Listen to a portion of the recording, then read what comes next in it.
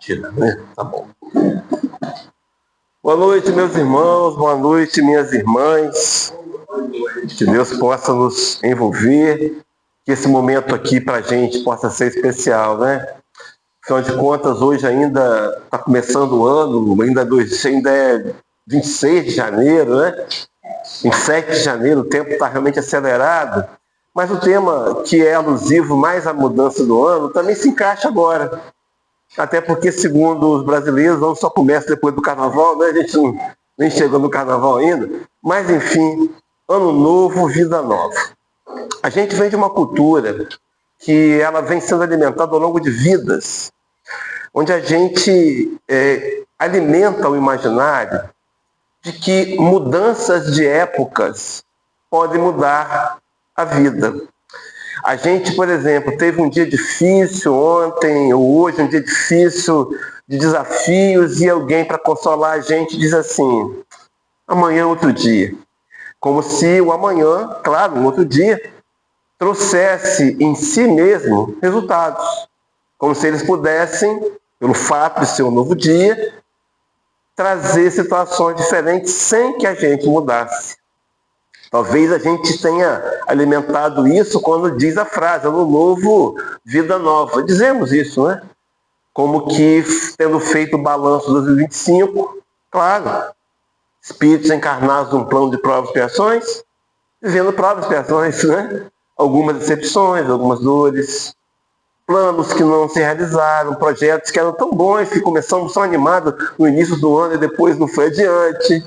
Faz parte. Tudo é motivo de aprendizado para o espírito mortal, que precisa encarar situações múltiplas, e através dessas situações ele faça registros, ele consiga enxergar seus sentimentos, entender o sentimento.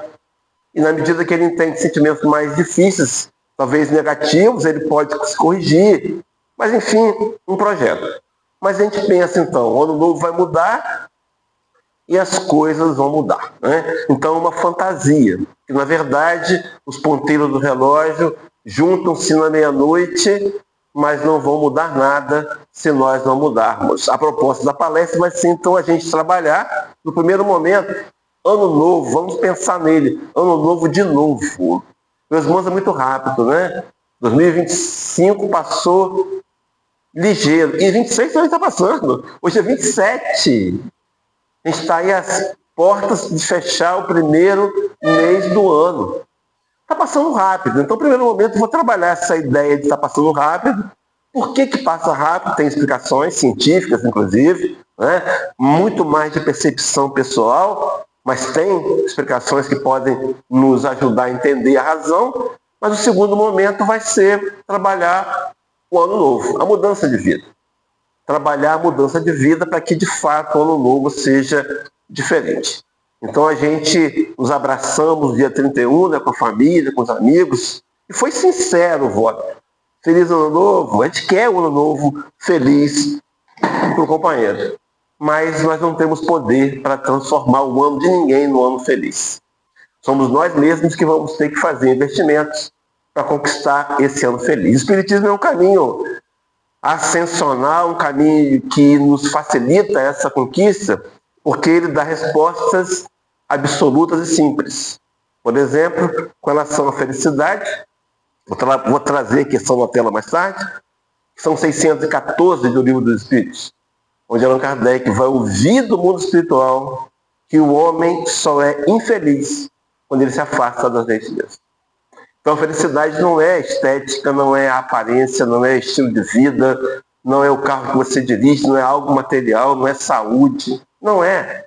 Não é. A gente investe nisso, busca isso, para mais tarde ficar decepcionado e frustrado. Felicidade é compreender a lei de Deus, especialmente a lei de amor, e aplicá-la na nossa vida. Mas então, para começar a palestra dividida em duas partes, né? Esse ano novo de novo, eu trouxe 3 bases doutrinárias espíritas, ou evangélicas também, se mistura ali. Primeiro, Kardec, no capítulo 5 do Evangelho, tem 13. Paulo falando aos Gálatas, capítulo 6, e depois Emmanuel, mais recente, falando no Fonte Viva 56. O primeiro texto do Evangelho, Ele data de 1864, lançamento do livro O Evangelho segundo o Espiritismo. Né? Talvez até o texto tenha um pouco mais de tempo, vamos botar em 64, mês de lançamento, ano de lançamento. Kardec já partilhava dessa ideia, observe comigo. O homem pode suavizar ou aumentar o amargor de suas provas conforme o modo por que encara a vida terrena. Meus irmãos, verdade absoluta. Então vejam, está subtendido. Todos nós vamos passar por provas. Mas eu posso, e as provas produzem amargor. É claro, não é assim? Se não for desse jeito, não é prova. A prova passa, é uma dificuldade. Mas eu posso suavizar ou aumentar de acordo com a minha maneira de ver a prova, de ver a vida terrena. E ele vai dizer mais. Tanto mais sofre ele, quanto mais se alonga, acho que alonga, né? Disse errado, se lhe afigura, quanto mais longa se lhe afigura a duração do sofrimento. E olha o link que ele faz. Ora, aquele que encara a vida material pelo prisma da vida espiritual, apanha no golpe de vista a vida corpórea. Ele a vê como um ponto no infinito, compreende-lhe a corteza, reconhece que esse penoso momento terá presto passado. Eu vou trazer para a questão da velocidade do tempo, mas antes disso, meus irmãos, olhar a vida com os olhos do espírito mortal. Não é algo fácil, não, mas é algo que resolveria muitos problemas, ou explicaria muitos problemas. Talvez, por exemplo, a questão financeira. E a gente fica pensando, por que eu não avanço financeiramente? Por que eu não fico rico? Por que as pessoas trabalham e têm ideias e ficam ricas e eu não consigo ficar? E talvez essa frustração infantil seja explicada porque em vidas passadas, quando rico, eu não soube usar o dinheiro. Eu me senti superior aos outros, fui prepotente, arrogante, humilhei pessoas, ultrajei. E quando eu desencarnei, eu não levei nada de algo material. A matéria fica no planeta, né? Daí caixão, não tem nem cofre e nem gaveta. Não levamos nada. E chegamos do outro lado levando, sim, inimigos, dívidas, né? E aí na próxima encarnação, nessa que nos planejaram uma nova vinda ao planeta, nos ofereceram até na reunião de planejamento reencarnatório se você quer vir rico? Não, pelo amor de Deus. Não, limita a minha inteligência aí para eu vir, para ter um salário mais ou menos. Não quero ser rico, não. Eu não posso. E agora, constatando a realidade financeira, reclamamos, né? A visão espiritual explicaria. Outra questão também é quando a gente pergunta sobre aquele familiar difícil. Na nossa casa, né? Deus colocou no nosso caminho. Ele foi colocado ali no nosso ciclo familiar. Aquela pessoa que incomoda. Realmente ele é difícil. Mas será que se eu não olhasse com a visão espiritual, eu não entenderia que pode estar ali um credor do passado? Que naquela reunião de planejamento reencarnatório eu pedi para encontrar com ele, para me dar uma chance, unidos pelos laços consanguíneos, de ficar perto dele e tentar aparar as arestas. Eu me lembro da minha infância, meu irmão que faleceu 5 anos mais velho do que eu, e minha irmã 1 ano um pouquinho mais velha do que eu. E eu brigava muito com a minha irmã. E mamãe me dava umas dúvidas e dizia, faz as pazes com a sua irmã. Eu dizia, mas por quê? Porque ela é sua irmã. Era suficiente, né? Então, muitas vezes, o inimigo encontra no laço familiar para a gente dar uma chance a nós mesmos de olhá-lo com esse olhar espiritual. E, quem sabe, superar a dificuldade do passado. Então, Allan Kardec propõe uma visão da vida material com os olhos do espírito mortal. O dia que a gente conseguir desenvolver parcialmente essa forma de raciocinar, muitos dos nossos problemas a gente vai perceber que eles são soluções. Muitos. Talvez a doença, talvez a dificuldade em uma área qualquer da vida sejam benefícios. E ao invés de reclamar, a gente agradece a Deus. Eu queria destacar aqui a questão de apanhar a vida no golpe de vista e esse momento da prece passado. Então, em 1864, Allan Kardec, codificador, já tinha essa visão, que as coisas passam muito rápidas, elas são instantâneas. A gente pode lembrar da infância, né? Os mais novos é mais fácil lembrar, mas a gente que já está com 60, mais de 60 a mais, não me lembro da minha infância. Me lembro de fatos. Como é que pode isso? Foi ontem. A vida passa. E Allan Kardec, então, concordando, traz essa visão, completa o artigo dizendo que a certeza de um próximo futuro mais ditoso o sustenta e anima, e longe de se queixar, agradece aos céus as dores que o fazem avançar. Então, no momento, no estágio mais evoluído, o problema vai chegar e ao invés de lamentarmos, nós vamos agradecer. Porque Deus não manda problemas que eu não preciso passar por eles. Ele me dá o que eu preciso, embora nem sempre seja confortável, agradável, mas é assim que é. Mas ele me dá o problema limitado ao meu grau de suportabilidade. A fala está alicerçada numa fala de Santo Agostinho, capítulo 9 do Evangelho segundo o Espiritismo, item 14 ou 14,9, quando ele diz que Deus não dá prova superior às forças daquele que a pede, só dá as que podem ser cumpridas. E nós concordamos. Naquele planejamento, participando intensamente, parcialmente ou não participando, nos foi notificado: olha, você vai ter essa situação. E lá no mundo espiritual eu posso até ter esperneado, mas depois estou convencido. E concordei que seria o melhor para mim. E agora, com essa visão de Kardec, a gente pode agradecer. Então, em 1864, Kardec tinha uma imagem que o tempo passava rápido. E aí agora, no ano de 55, há dúvidas quando foi escrita a Carta aos Gálatas, sabe? Tem uma margem muito grande, de um ano 48 a 59. Mas, enfim, Paulo de Tarso escrevia a Carta à Igreja dos Gálatas, capítulo 6, 9 e 10, ele vai dizer: e não nos cansemos de fazer o bem, porque a seu tempo ceifaremos, se não houver desfalecido. Então, enquanto temos tempo, façamos o bem a todos, mas principalmente aos domésticos da fé. Então, Paulo de Tarso, 18 séculos antes do Espiritismo, também percebia: vamos aproveitar o tempo, como se entendesse, enquanto temos tempo, façamos o bem, porque o tempo passa rápido e as oportunidades passam com ele, né? Me lembrei de uma fala de Chico Xavier, que, segundo Carlos Bacelli, inserido no livro Evangelho de Chico Xavier, item 17, Chico dizia que a questão mais aflitiva para o espírito no além é a consciência de ter desperdiçado tempo e perdido oportunidades, não é? Então, enfim, 18 séculos antes. E agora vamos para 1957, o ano que Emmanuel escreve o livro Fonte Viva. Na lição 56, renasce agora e diz assim: sucede-se os anos com matemática e precisão, mas os dias são sempre novos. Veja, meus irmãos, a percepção atual, podemos dizer assim, e vai adiante, dispondo assim de 365 ocasiões de aprendizado e recomeço anualmente. Quantas oportunidades de renovação moral encontrará a criatura no abençoado período de uma existência? Então ele faz a citação dizendo que cada dia é oportunidade. Então hoje é o dia mais importante da sua história de espírito mortal. Hoje. Esse é o dia mais importante. Na verdade, esse momento agora é o mais importante.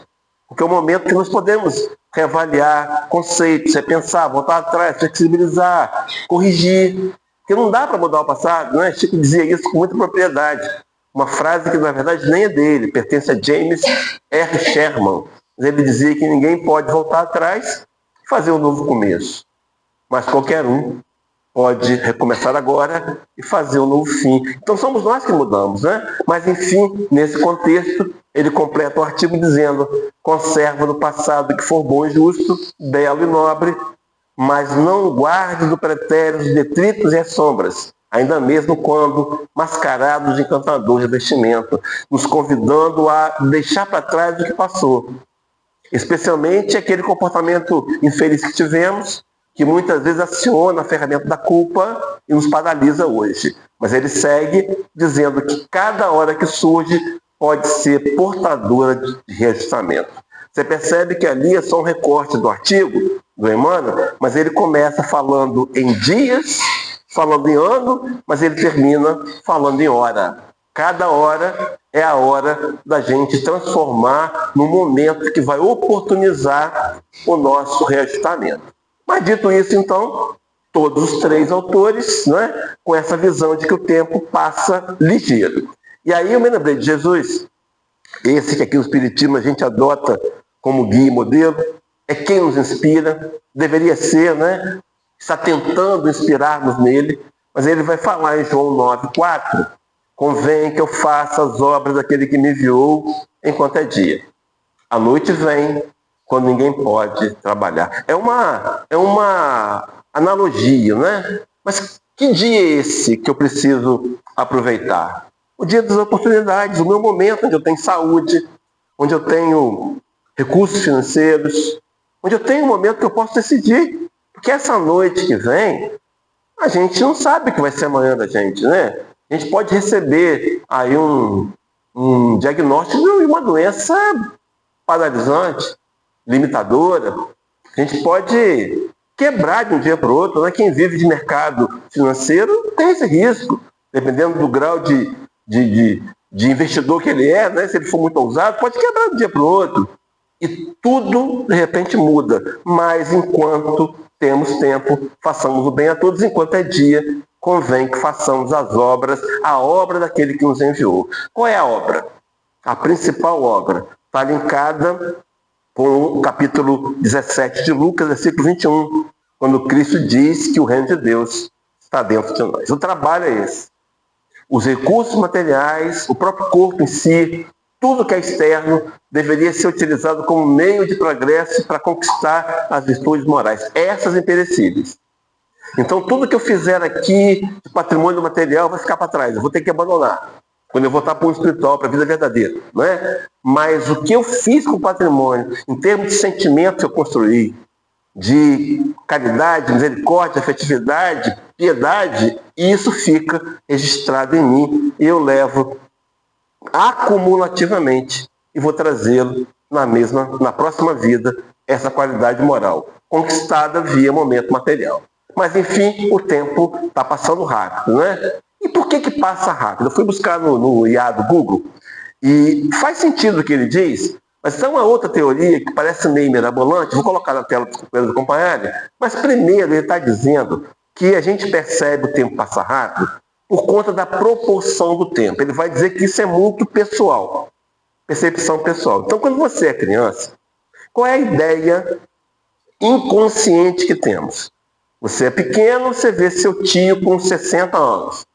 Aí você pensa, então você imagina, sem confirmações, que a vida é 60 anos. Né? Você está pensando que vai morrer? Então você tem muito tempo pela frente. Então talvez essa ideia de que tem esse tempo não me permite ficar preocupado com o tempo que eu tenho agora. Só que quando você vai avançando em idade, a consciência vai chegando, a maturidade vai chegando, você começa a pensar, bom, já passei do chamado cabo da boa esperança, né? Já estou na parte final da vida, né? A vida é 75 anos, estou com 60, para aí. Essa sensação de que o tempo que está faltando é menor do que você tinha, dá uma ideia de que se passa rápido, porque eu fico ansioso para fazer coisas que eu não faço. Uma outra percepção da IA é a questão da atenção e do foco. Hoje, nós temos muito mais atividades a fazer do que no passado. É muita correria, a vida de todo mundo está assim. Olha, eu vou te falar mais, a vida de aposentado está assim. A pessoa corre. É muita coisa. Quando eu chego em casa no final da noite, que eu faço o balanço do dia, eu falo, gente, como é que eu fiz tudo isso? Claro que você vai se planejar, se organizar. Mas a vida é corrida. E mesmo assim, você se empenhando, ficou faltando coisas. Ficaram faltando coisas, porque pode ser por conta de um terceiro elemento, né? Hoje eu fui no supermercado para comprar um produto, não tinha um produto, eu fui no supermercado, mas eu fui. Não tinha um produto que a dama queria, mas eu fui. Então aquilo já, puxa, perdi meu tempo, não, gastei tempo e não resolvi o problema. Tem que ir no outro supermercado. Mas, enfim, essa atenção e foco. Uma outra questão que o AIA aborda, a incoerência com o Espiritismo, é a chamada variação da rotação da Terra. O eixo central da Terra, a cada 28 mil anos, 25 mil anos, é chamado precessão dos equinócios. Ele ocorre a cada 25.868 anos. Isso é comprovado pela ciência, mas Kardec já tinha falado antes disso. Antes da ciência, Kardec falou disso, capítulo 5, item 11. Então o eixo central da Terra, ele gira. milésimos de graus. Milésimo, mas ele gira. E esse ângulo faz com que o movimento da Terra pode acelerar ou diminuir de ritmo. Pode. Né? Soma-se a isso os terremotos, soma-se a isso o aquecimento global. Né? A Terra hoje muito mais aquosa do que antes. E tudo isso num conjunto de massa gigantesco pode estar fazendo o processo da Terra acelerar. Mas é só uma teoria que não vem ao caso. A que eu queria questionar é um grupo que defende e tem uma lógica, mas no final a gente vai até rir, porque todos os corpos, todos os astros, têm movimento de rotação e translação. Né? Gira em torno dele mesmo, é rotação, e a translação, ele gira em torno de algum outro astro maior. Então a Terra gira em torno dela mesma e gira em torno do Sol. Está girando, né? Então o sistema solar também gira. O nosso sistema solar está girando por conta no centro da galáxia. A nossa galáxia, a galáxia inteira, a Via Láctea, está girando em torno de Andrômeda, uma outra galáxia maior ainda. Isso leva bilhões de anos, mas está girando. Os corpos em si, né? E aí a gente vê a nossa Via Láctea, nosso sistema solar, está girando em torno do centro. Então veja que é um giro composto. Está girando em torno dele mesmo, o planeta. Estamos girando o sistema solar em torno do núcleo da Via Láctea. E a Via Láctea girando em torno de Andrômeda. E que vai girar em torno de outra galáxia maior. O que está acontecendo agora, segundo estão dizendo na ciência? O giro é elíptico e é inclinado. E nesse momento, segundo mapeamentos, a nossa galáxia é inclinada, o giro está na curva. Está na curva de descida. Então dizem que para baixo todo santo ajuda. Né? Então parece que está acelerando a galáxia. Somando isso, meus irmãos, a gente não pode afirmar, provar, mas está aqui. A percepção que o tempo está passando rápido, a gente tem. Não é? Então, diante disso, diante dessa percepção que o tempo está passando rápido, será que eu poderia usar esse tempo melhor? Será que eu poderia transformar esse tempo num tempo mais ativo, para que eu pudesse efetivamente conquistar o que de fato é importante conquistar? E aí vem a segunda parte, que é a ideia do ano novo, vida nova. Então o ano novo, meus irmãos, guarda isso, vai me dar a oportunidade de transformar a minha história. Se eu quiser, e se eu fizer a parte que me compete. Não adianta ficar esperando que as coisas não vão acontecer do nada. É a frase tão conhecida de Benjamin Franklin, né? Ele dizia que a maior loucura que um homem pode cometer é a maior loucura.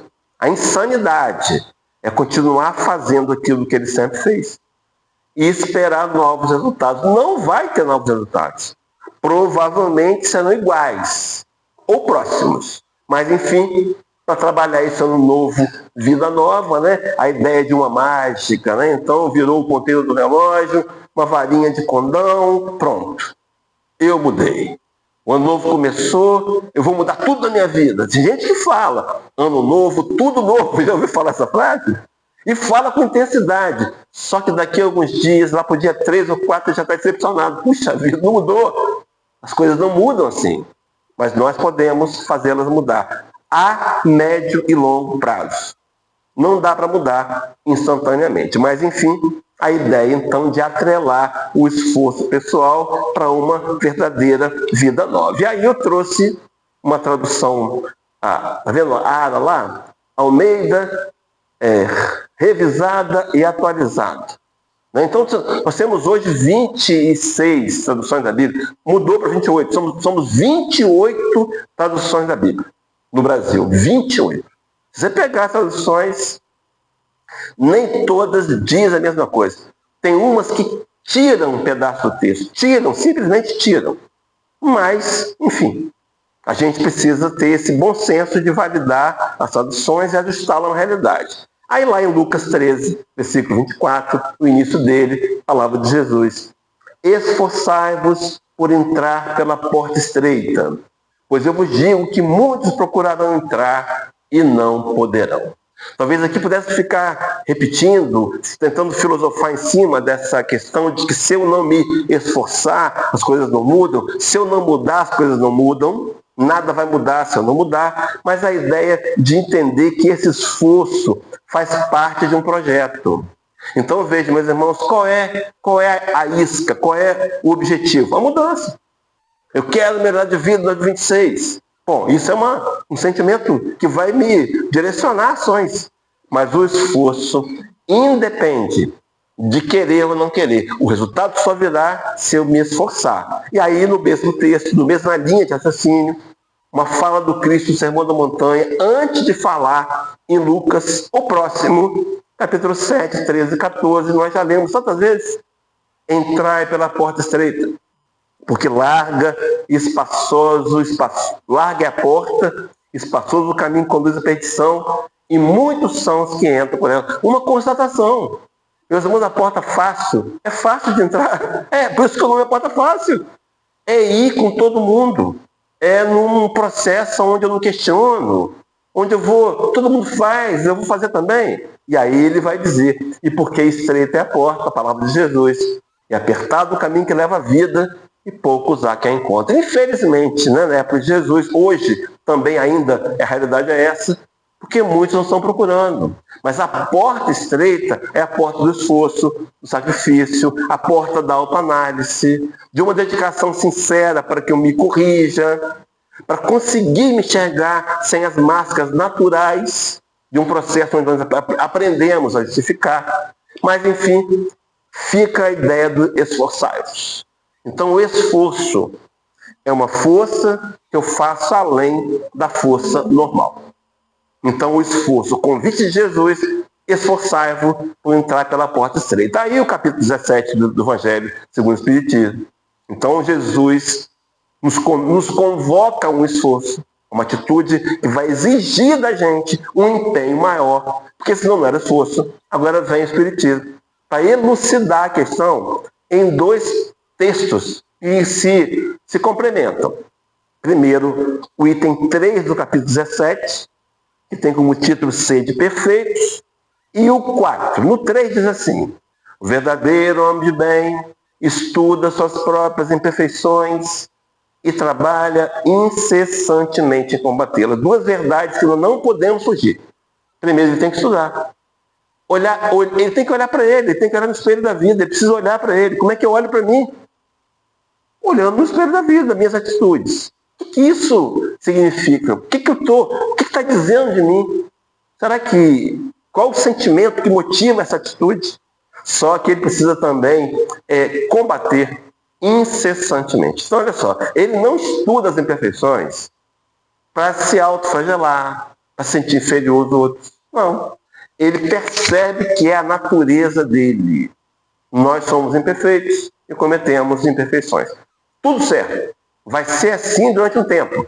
Mas eu posso, em sã consciência, usando o meu livre-arbítrio, começar a combater. Só que na sequência, esse trabalha para combater e diz assim, incessantemente, todos os esforços se emprega para poder dizer no dia seguinte que alguma coisa traz em si de melhor do que na vez. Então veja que esse alguma coisa é qualquer percentual. Então a mudança não vai ser radical, não vai ser instantânea. Vamos mudar aos poucos. Só que o dia que se muda é o agora, é o momento do agora, onde eu estou numa atenção maior de perceber as minhas ações e tentar avaliar qual é o sentimento que me motiva essa ação. Vou descobrir. Se eu tiver boa vontade, tiver interesse, quiser, vou descobrir a inveja, o receio, o medo, a vergonha, a culpa, ou então um sentimento bom, o amor, a vontade de ser útil. E aí o que eu faço? Sentimento que me motiva aquilo que é ruim, eu tento conter. E o que me motiva a ir adiante é o alimento. Então só isso. Só isso não, é isso, né? Desafiador. No entanto, veja, meus irmãos, no item 4, Kardec vai dizer: reconhece o verdadeiro espírita pela sua transformação moral. Então aqui, o espírita verdadeiro, ele tem que estar se transformando moralmente. E isso não vai ser fácil e nem de uma hora para outra. Então, por exemplo, se no passado eu pregava 20 mentiras durante o mês, e eu estou lutando para parar de pregar mentira, e hoje eu prego 18, eu estou em transformação moral. É isso, é espírita verdadeiro. Embora ele ainda continue pregando mentiras, né? Mas ele está lutando para não pregar. E aí completa dizendo que em todos os esforços emprega, né? Que emprega, e pelos esforços que emprega para domar as suas más inclinações. Observe então que há um trabalho, há um esforço que vai resultar em respostas diferentes. Meus irmãos, nada vai mudar sem a gente fazer a mudança. Ninguém pode mudar pela gente, ninguém vai mudar pela gente. Pessoas podem nos incentivar a mudar, mas se eu não decidir mudar, as coisas não irão mudar. E aí, para a gente classificar esforços, o que são esforços? Olha o dicionário, meus irmãos. E aqui é só o dicionário, só que vai fazer um link profundo com o Espiritismo. Excesso de força, de empenho, que se coloca na realização de algo. Trabalho, energia, impulso. Não haverá mudança sem trabalho. Não haverá mudança sem esforço. Não haverá. Sabe, deixa como está para ver como é que fica? Vai ficar como está. Se a gente não fizer algo, não vamos mudar. Agora, qual o percentual de mudança? Depende da gente. Né? Tem vícios milenares que vão mudar. Talvez o resultado é imperceptível. Mas o trabalho continua, o trabalho prossegue. E aí vai dizer que o conceito ainda é de esforço, demonstração de cuidado, de presteza, de diligência. Então também tem esforço a ver com zelo. Agora veja, meus irmãos, que interessante.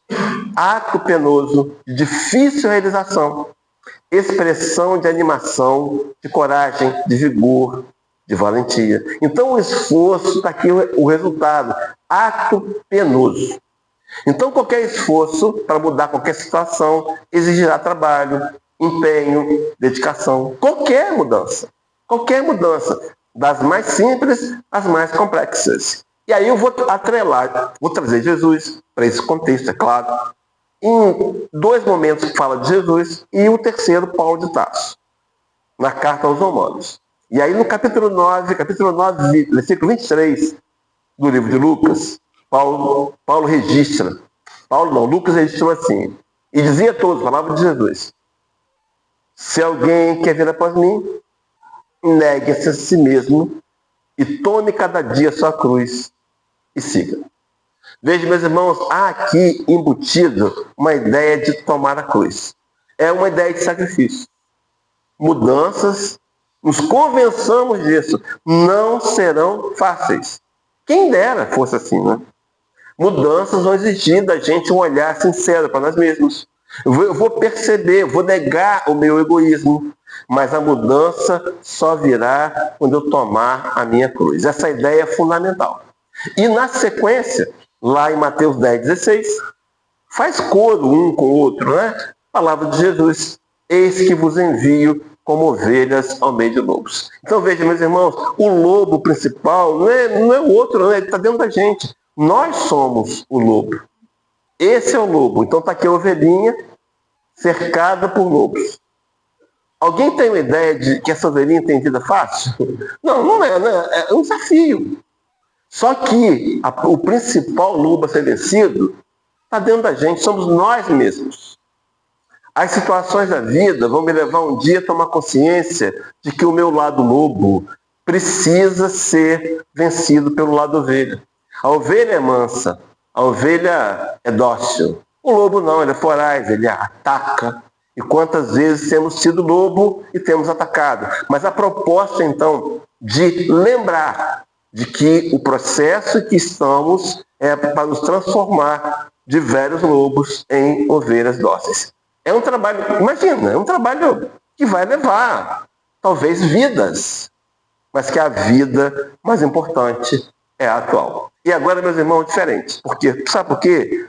Porque hoje nós temos conhecimento que não tínhamos antes. Não tínhamos. A tentativa de mudança, alimentada pelo clero organizado, sem apontar dedo, porque era nós mesmos lá atrás, né? Era nós mesmos lá atrás. Emmanuel tem uma passagem no livro Inspiração, ele vai dizer que nós somos herdeiros de nós mesmos. Somos nós. Então, o que se fazia? Vendia-se a indulgência. A gente dizia, não, é só você pagar, fazer 20 Pai Nosso para resolver seu problema. Então, eu vou pecar, vou rezar 20 Pai Nosso. Vou até rezar antes para pecar depois. Tinha-se uma facilidade de que se vendia o esforço que não era o esforço real. Só que agora, o nível de consciência, aí vem Paulo aos Romanos 8,36, onde ele vai dizer, como está escrito, vai lembrar dos Salmos 44, versículo 22, né? Por amor de ti, somos entregues à morte todo dia. Somos reputados como ovelhas para o matador. Meus irmãos, uma mudança que vai exigir da gente uma luta pessoal, porque o trabalho é esse. É um auto-enfrentamento. Enquanto nós tivermos argumentos para justificar a minha ação indevida, eu vou continuar fazendo a ação. É culpa do outro, eu transfiro. Que maravilha. Aprendemos, desenvolvemos isso ao longo de vidas. A culpa é do outro. Então eu fico isento. Só que eu não mudo. E as coisas não mudam. E o resultado vai caminhando para um ápice da dor, porque na dor eu mudo. Né? A gente só muda pelo amor, pela dor. Infelizmente, ainda, muitas vezes, a mudança vem pela dor. Mas, enfim, os esforços. No complemento aqui, eu vou lembrar de Romanos 8,37. Esse texto do Romanos 8,36 é aquele que você vai relembrar comigo, né?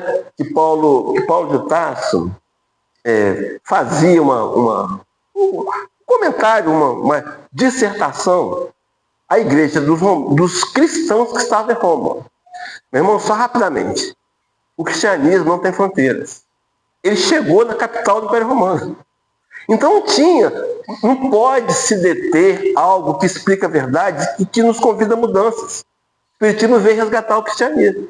Mas Paulo de Tarso está exarando aqui o chamado cântico da vitória, né? Se Deus é por nós, quem será contra nós? Se aquele que nem a seu próprio filho poupou, antes o entregou por cada um de nós, como não usará também com ele todas as coisas? Aí indagava, quem vai nos separar do amor de Deus? Será a tribulação, o perigo, a nudez, a espada?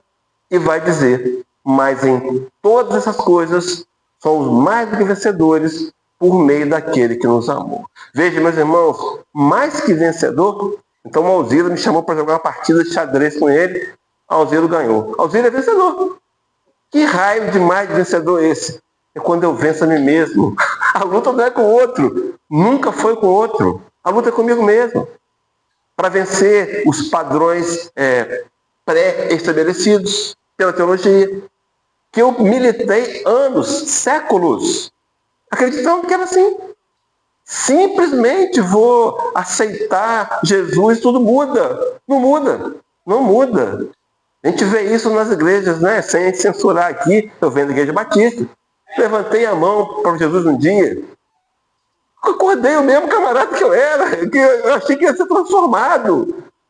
Não, a gente se transforma. Mas aí vem as escolhas, vem as decisões, os posicionamentos. Mas, enfim, mais que vencedor, e aí vem a resposta. Por aquele que nos amou. O caminho da mudança moral chama-se Evangelho de Jesus. O Evangelho de amor, que um dia vai fazendo o homem velho, que odeia, que inveja, que tem sentimentos negativos, e se vencendo. Mas isso é um trabalho que leva vidas. Por isso nós temos a eternidade. Nós temos a vida inteira. Nós temos vidas e vidas para mudar. Mas, enfim, mais que vencedor, me fez lembrar no livro da Esperança, capítulo 60, Emmanuel intitula Tais Quais Somos. Eu vou só fazer um breve comentário. Errados ou inibidos, deficientes ou ignorantes, rebeldes ou faltosos, é necessário aceitar nós mesmos tais quais somos. Então, enquanto eu nego a ferramenta de transferir responsabilidade, se papai e mamãe insistissem comigo para eu terminar a faculdade, eu não tinha ficado com esse salário que eu tenho hoje. A culpa é pai e mãe. E eu não mudo nada. salário continua o mesmo. E eu reclamando. Por que eu não faço faculdade agora? Por que eu não tomo a decisão de fazer a faculdade agora? Ah, mas eu estou velho. Quem disse isso?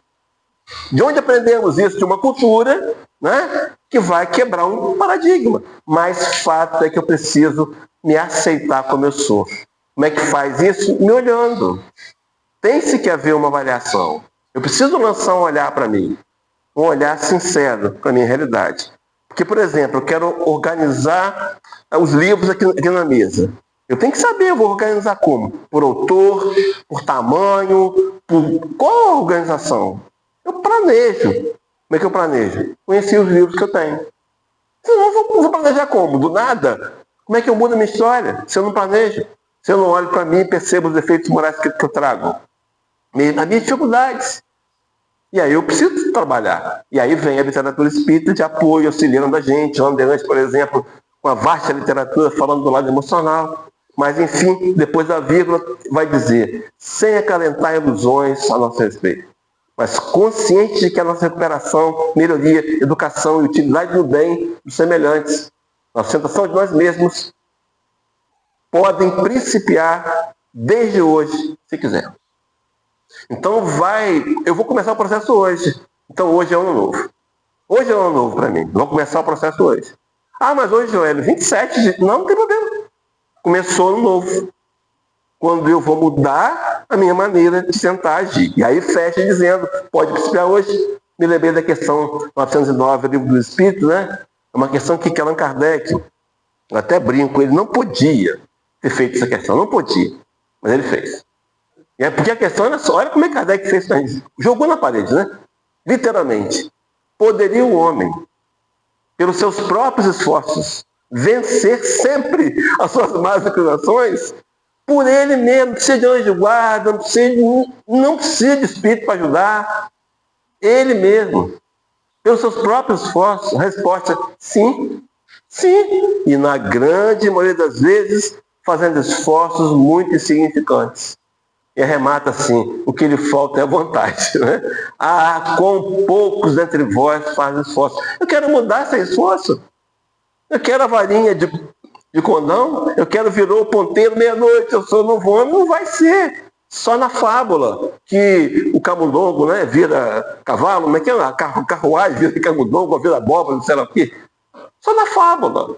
Se nós não fizermos esforços, nunca vamos ter resultados. Então aí segue para fechar, porque é da lei que a nossa vontade, intimamente livre, dispõe de ensejo para renovar o destino todos os dias.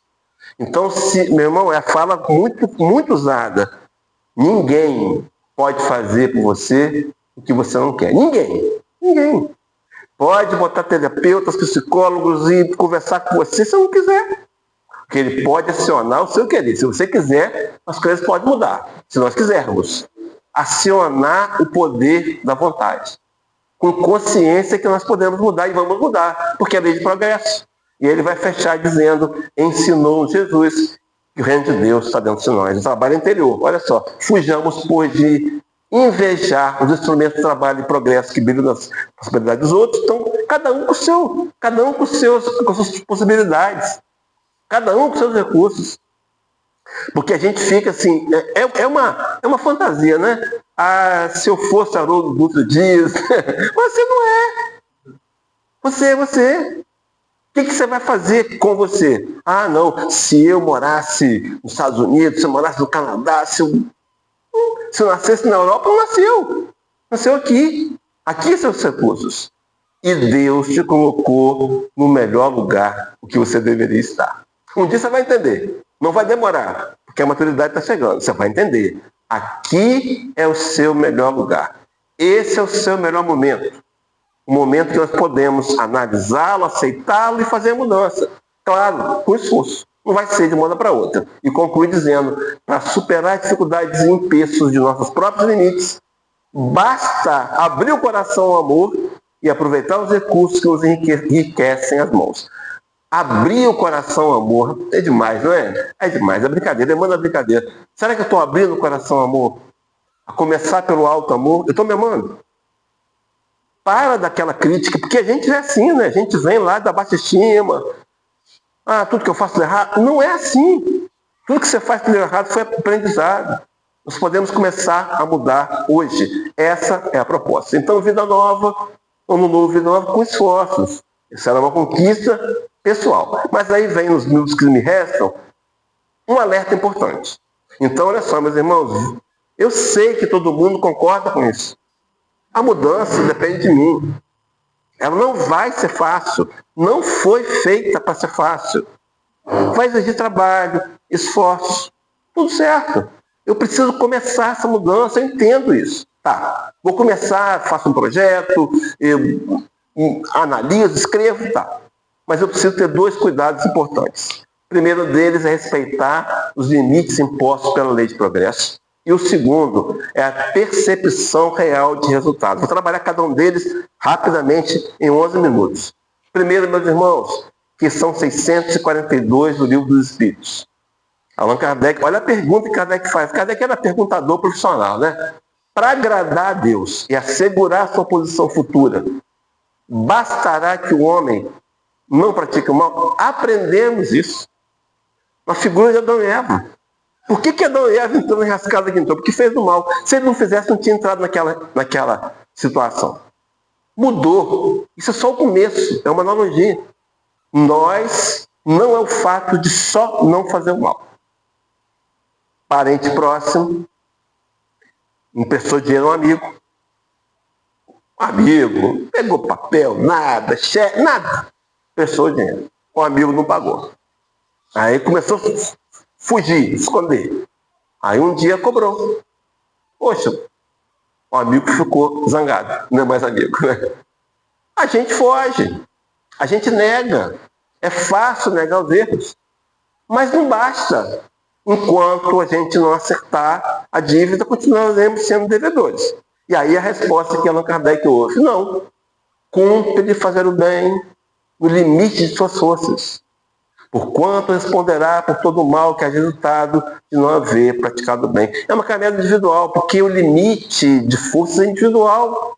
Não dá para comparar o limite com o outro, né? Você conhece pessoas que de repente conseguem uma ascensão, conseguem um equilíbrio, outros estão lutando anos. Cada história é diferente.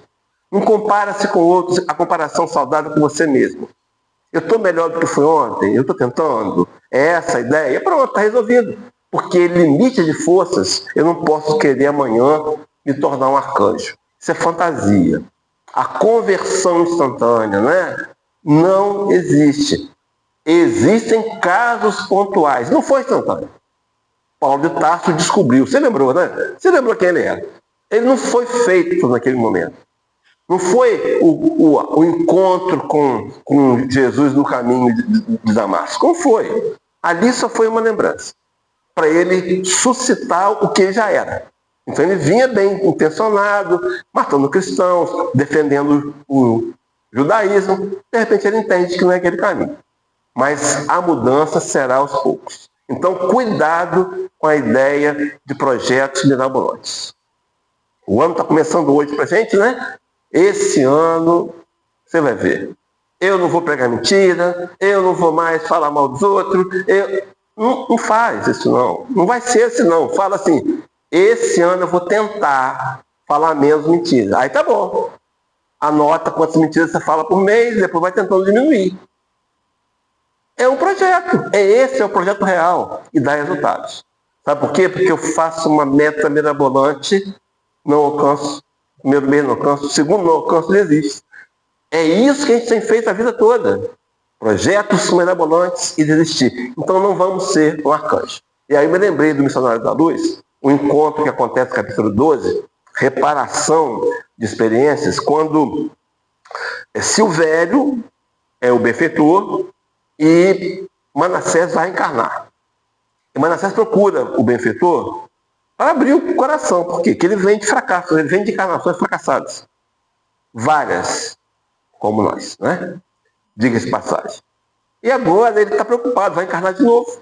Ele procurou Silvério, aí deu aquele chá de ânimo nele, né? Manassés, vê só. Os erros do passado, você aprendeu com eles. Tanto é que você está nesse nível de consciência de preocupação. Vai dar certo dessa vez. Você está preparado aqui no nosso lar, frequentou a escola, você se preparou para encarnar. vive 70 anos lá e volta de lá um completista. Aí André Luiz ouviu. Completista, né? A palavra. Aí André Luiz procurou, depois que Silvério, que Mansell foi embora, Silvério, o que é um completista? É aquele que consegue cumprir 100% do planejamento reencarnatório. São raros, raríssimos. Na fase adulta, raríssimos. Quem cumpre, uma criança que veio para viver 3 anos e vai voltar, foi completista, né? Talvez não reclamou a tempo, não teve tempo de reclamar. Mas, enfim, aí Silvério fala que a maioria de nós encarnamos, desperdiçamos 50%, 70%, 60% e até 70% ou mais das possibilidades de mudança. Eu não sei, né, como é que a gente pode avaliar quanto percentual eu desperdicei. Desperdiçar, nós sabemos que desperdiçamos. Mas não importa. O que falta? Então eu posso ser um completista. Esse ano, vou ser completista hoje. Amanhã eu vou ser um completista. Mas vou tentar fazer o meu esforço máximo, respeitando as falhas que eu irei cometer inevitavelmente. Então eu preciso respeitar algo chamado planejamento reencarnatório. Nós encarnamos com um limite de progresso, que não vamos alcançar, a maioria das vezes. Então aceita, porque querer mudar de uma hora para outra, instantaneamente, é uma teologia que não alimentou bons sentimentos na gente. Pelo contrário, incentivou a culpa, né? E o segundo ponto a ser trabalhado é percepção do real resultado. Olhar para o resultado e validar. Então está aqui um camarada que tem uma pedra e tem uma marretinha, ele quer quebrar essa pedra. Então ele vai aplicar 1000 marteladas à pedra. Na martelada 1000, a pedra se quebrou. Quem quebrou a pedra? Foi a martelada 1000? Ou foram as 1000 marteladas? Imagina esse camarada na martelada 954. Faltava 46. Eu olho para a pedra intacta. Ele não está vendo por dentro. Não viu os fragmentos. Rompimento interno. Não está vendo. Essa não vai quebrar nunca.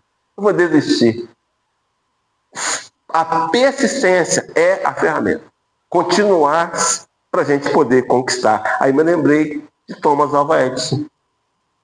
Thomas Alva Edison, 1060, né? 1060 experimentos para fazer a lâmpada elétrica.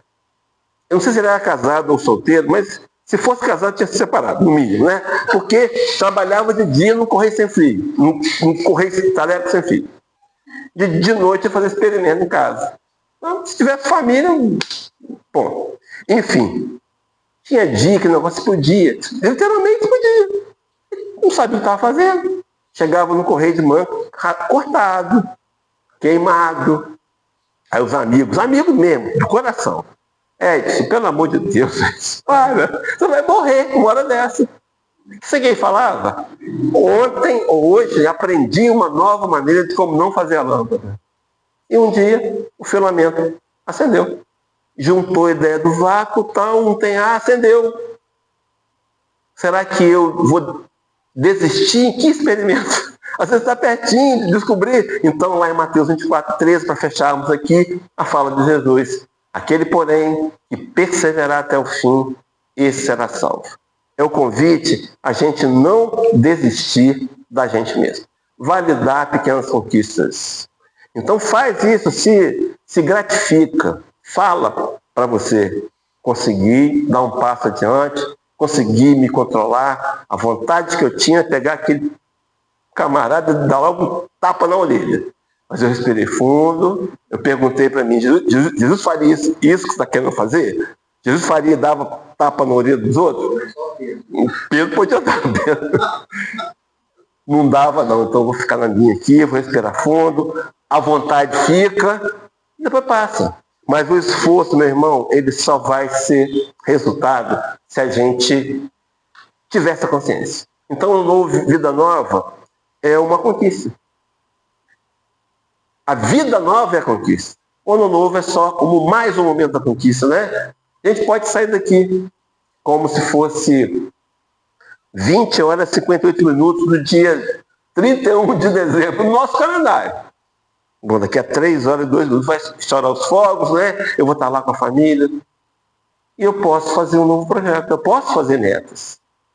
construídas dentro de um grau de racionalidade, de possibilidades, nada mirabolante, né? Vocês lembram do Jorge, amigo?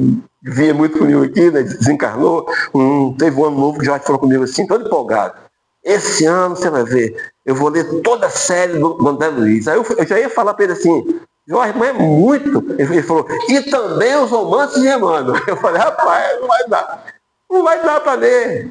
Ele não falou que ele estava encarnado. Aí podia sim, aí tá certo. Achei que era aquele ano. Então, faz metas, né? Estabelece metas sem ser impossíveis e o trabalho constante. E aos poucos a gente vai conquistando. E validando, né? Poxa, hoje eu consegui. Hoje eu consegui, então amanhã eu vou tentar de novo. E é assim que vai. E o dia que eu não conseguir, eu tento de novo. Porque todo dia é um dia fundamental nesse projeto que nós temos pela frente a imortalidade. A imortalidade, né? Então não vai ser de amanhã para hoje, mas vai ter um dia que nós seremos perfeitos. Vai ter um dia que nós faremos as obras que o Cristo fez ainda maiores. Ele falou isso. Um dia, o Hélito vai ser convidado da comunidade solar, ou num outro planeta, não sei quando ele vai estar. Aquele tapete de nuvens, flores caem do céu, um cara maravilhoso com um currículo na mão, roupa branca brilhando. Ó, você foi escolhido para ser o Cristo desse planeta novo que Deus vai criar aqui. Vai ser assim. Mas até lá, hoje é o dia. Hoje é o dia. Eu vou tentar ser um pouco melhor do que eu fui ontem. E colocar isso em prática. Sem avaliação dos outros. A avaliação é sua. Conseguiu? Bem. Não conseguiu? Tenta de novo. Thomas Alva Edison é um exemplo vivo, né? Esse homem tinha que ganhar um prêmio, né? Tinha que ganhar um prêmio. Persistente. Sejamos também persistentes. E saímos daqui para fazer da nossa história uma história de luz. De fazer conquistas em 2026. Não mirabolantes, mas algumas conquistas, né? Deu para entender, meus irmãos? Foi claro? Então que Deus nos dê coragem, né? Quem entendeu também entendi. Agora a coragem de colocar a mão em ação e conquistar as mudanças. Deus abençoe a todos nós com muita paz.